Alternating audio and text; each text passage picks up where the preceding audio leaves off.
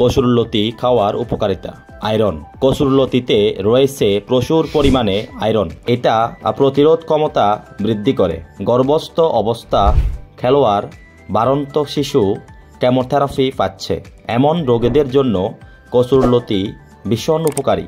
এতে রয়েছে পর্যাপ্ত পরিমাণে ক্যালসিয়াম। ক্যালসিয়াম হাড় শক্ত করে ও চুলের ভঙ্গুরতা রোধ করে। ফাইবার। এই সবজিতে ডায়েটারি ফাইবার বা আঁচের পরিমাণ খুব বেশি। এই আঁচ খাবার হজমে সাহায্য করে। দীর্ঘ বছরের কোষ্ঠকাঠিন্য দূর করে। যে কোনো বড় অপারেশনের পর খাবার হজমে উপকারী পথ্য হিসেবে কাজ করে এটি।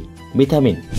ভিটামিন সি ও রয়েছে কসুরলতিতে পর্যাপ্ত পরিমাণে, যা সংক্রামক রোগ থেকে আমাদের দূরে রাখে। শরীরের রোগ প্রতিরোধ ক্ষমতাকে করে দ্বিগুণ শক্তিশালী। ভিটামিন সি চর্মরোগের বিরুদ্ধে কাজ করে। কোলেস্টেরল বা চর্বি। কিছু পরিমাণ ভিটামিন বি হার্ট পা মাথার উপরিভাগে।